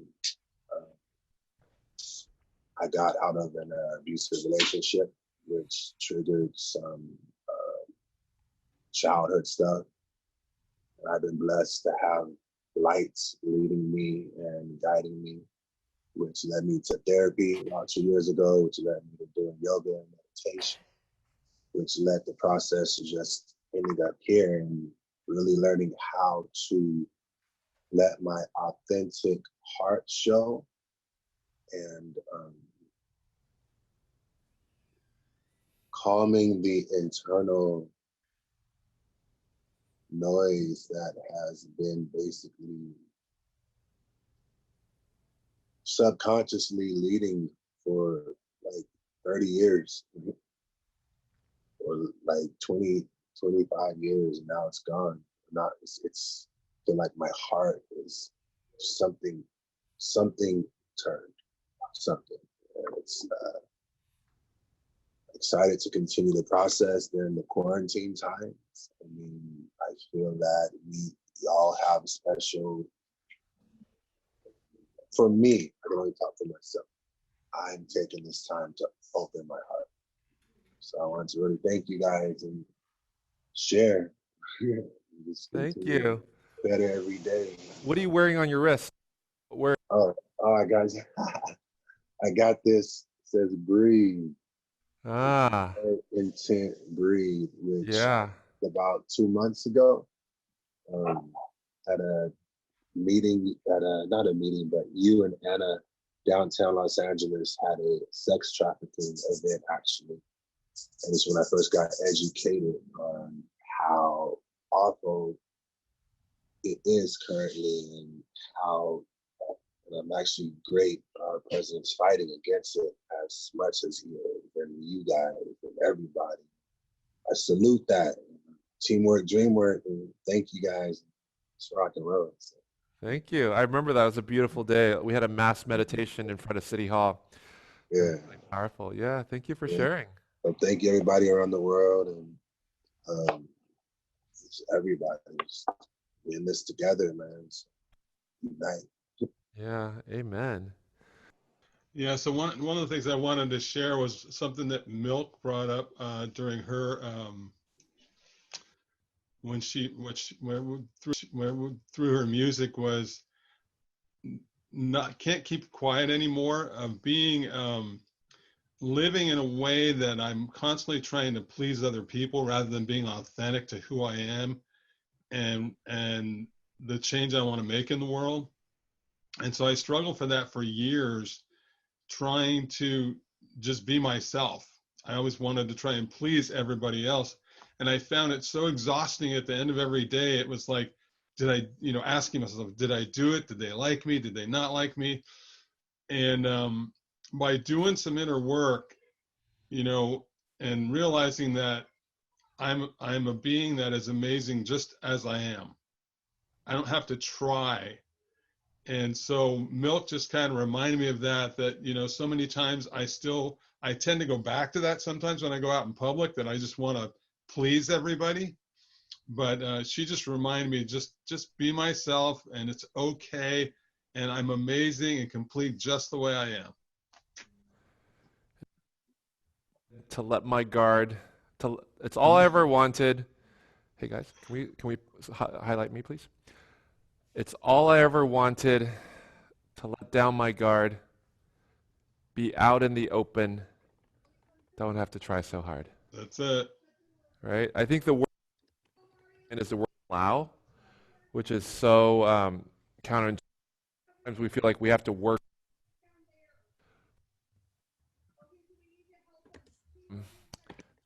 We often hear life is happening to us, and then we move into life is happening for us. But there's actually two more levels, right? There's life is happening through us, and there's life is happening as us. Work, we start to, shift the mindset from, life is happening to me and I'm a victim to life is happening for me, but it's still a struggle, right? And as we start to get into flow and just to understand that it's not really whoever it's, I just have to show up, kind of like Heather was saying, we show up, we do the work, but the universe works through us. And I've experienced that over and over again with this project of, I put a bracelet on Jay-Z, and then all of a sudden Kanye is wearing it on the cover of Time. I didn't do anything. I didn't have a publicist, just flowed. And so I just love these lyrics. If I ever wanted to let down my guard, be out in the open, don't have to try so hard. Thank you. And thank you for sharing in our small group, because that inspired this insertion into the presentation. It's a great reminder, so thank you. I love this. Actually, let's just leave this picture. I love this picture. This room was so magical. It's just pure magic in this room, and I can't wait for everyone to experience that. The BYO ? Sessions. It's going to be amazing with these facilitators. They're the most trained facilitators I've ever met. I think it's harder to become a Hoffman teacher than it is to become like a Navy SEAL practically. I mean, these guys are like the Navy SEALs of their work, and I've worked with a lot of coaches, and they are just phenomenal. And to be in their presence and to get to work with them, to be in this kind of room with them. This is literally the room that's been hosting these trainings for decades. It's up in Napa, in White Silver Springs, and it's just a place of pure magic. So I'm super excited for everyone to get that opportunity to meet all these people. The gentleman in the blue at the top here, let's see, this guy right here, Matt, it's pretty amazing. He was actually my small group leader, so it was 40 of us going through this journey for a week. And there were 5 teachers, which means there was 8 people per small group. And so Matt was actually my small group leader, and now he's the head of faculty for this whole thing. And it's been amazing to reconnect with him. And then this gentleman right here, Ian, was doing enrollment. So he actually enrolled me into it, and then Matt was my small group leader. And now Ian has become a teacher. So it's just really amazing to come full circle. Oh, and this guy right here, this is actually fun. His name is Max. He was at my birthday party, my 36th birthday party, and I asked him to lead a grounding exercise to kick off my birthday party, which was a journey, kind of like what we're doing every morning. That was like the pilot for what we're actually experiencing now.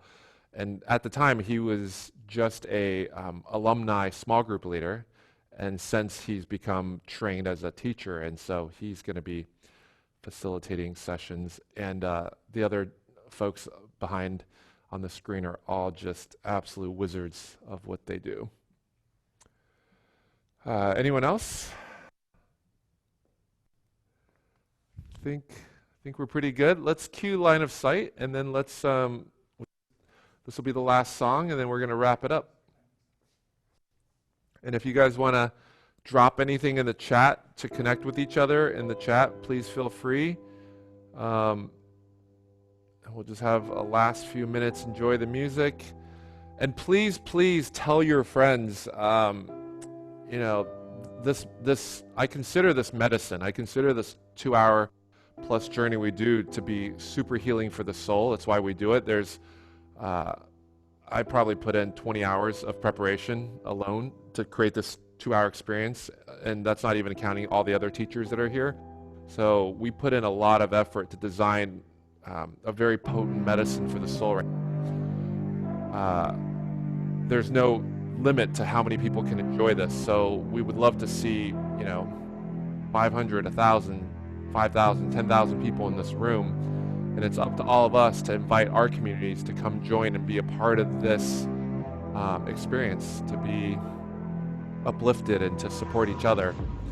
So please think about people that you can invite, Facebook groups that you can invite, And also not just this training, but also all the trainings. These are free, especially the folks who are unemployed who don't have structure now. This will be huge help. I know I've been in the unemployed category, and I remember waking up and not having a reason to wake up. But with this, it's going to make all the difference in the world. So please, think about who needs this and share with them. And a lot of times it's the personal invite that works, right? It's not always whatnot because it goes in the junk filter, but I've personally called people and say, hey, I think this would really benefit you. So have the conversation and follow up with them. And oftentimes it takes 3 tries before someone does something. But just know that if you invite them once, they don't do it, that's okay. Invite them again, and then one more time, and then they'll be here. So don't give up on them. Just like we're not giving up on anybody in this room. Like we're in it together, and it's going to be a magical summer. I mean, we think of this as a summer camp for inner warriors. So we're going to do it, and we're so grateful that you're all still here. All right.